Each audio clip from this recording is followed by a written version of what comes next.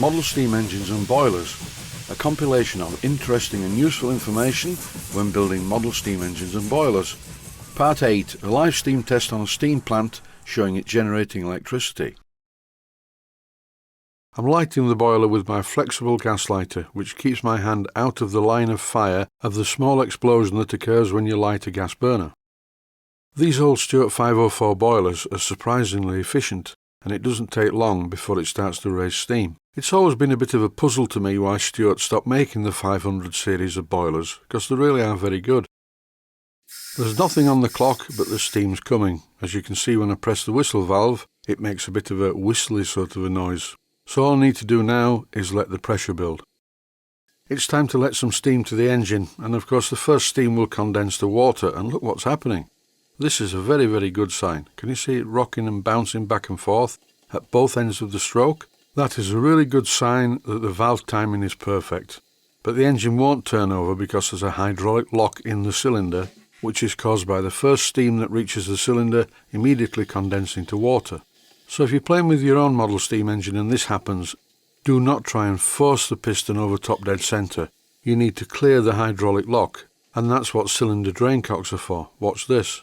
Common sense warning, do not stand in front of the engine when you do this, otherwise you will get a mixture of hot water, steam and steam oil all down your shirt.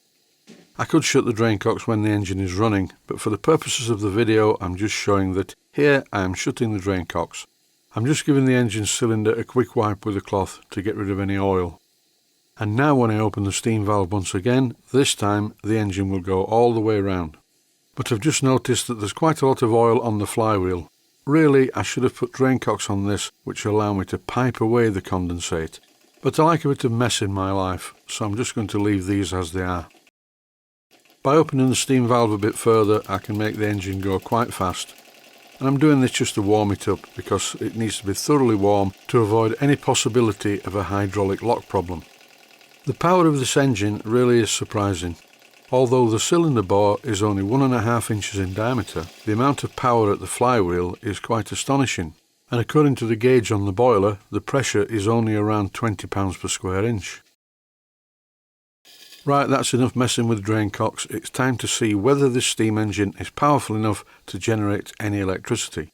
So I need to fit this belt. This is a belt that I really made in a rush because I was quite excited to see whether it worked, and I didn't line it up properly, that's why it's very wobbly. I'm going to make a better version of this, which is accurately stuck together, but I'll live with this for the moment.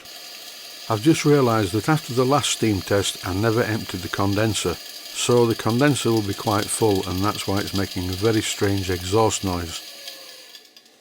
So all I need to do now is open the condensate drain valve on the condenser to drain the water into a bucket on the floor that you can't see. The main problem is that the pressure is still low on the boiler. It's at about 25 psi now, and the steam is very wet. Even though it's going through a steam dryer, it's still low pressure steam, and low pressure steam is at a lower temperature.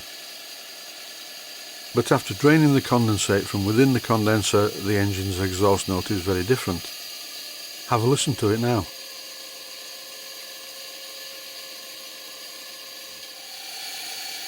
As you can see by the meter reading, with the engine running far too fast, I got about 9 volts. If I slow the engine down to a reasonable speed, I get about 6 volts. And this is what 6 volts looks like on a 12 volt 21 watt light bulb.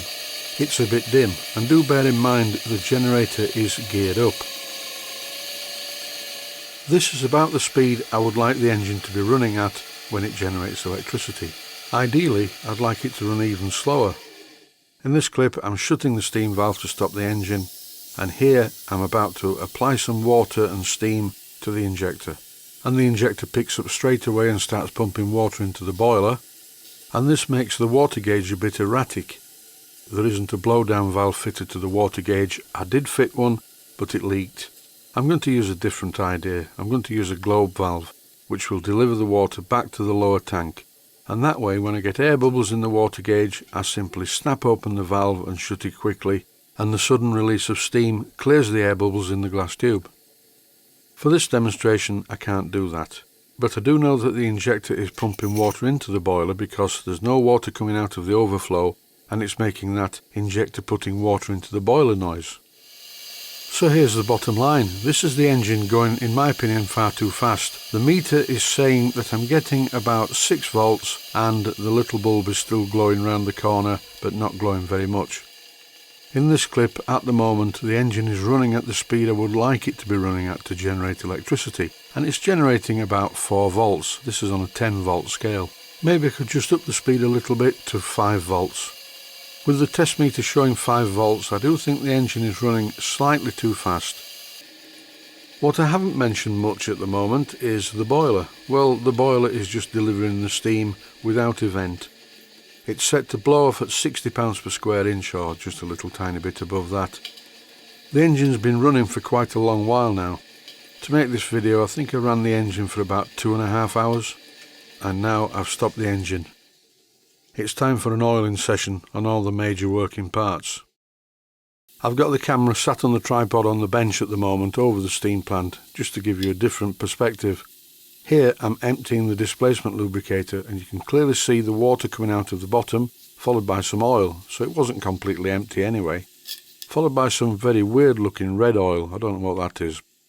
I'm going to refill it with my normal steam oil mixture when I can find the oil can. The 504 boiler is blowing off now, as if it's impatiently waiting for the opening of the steam valve. Talking about opening of steam valves, this whistle valve is very leaky. I think I might change it, or maybe just reseat the ball inside the valve. But for the moment, that's it. Thanks for watching, and I hope you found it useful. Please take the time to visit my main Steam Models website and click on the section of the website that says Video Playlists. And by doing that, you can find other videos that you may like to watch. And by using the playlists, you can actually watch the videos back to back.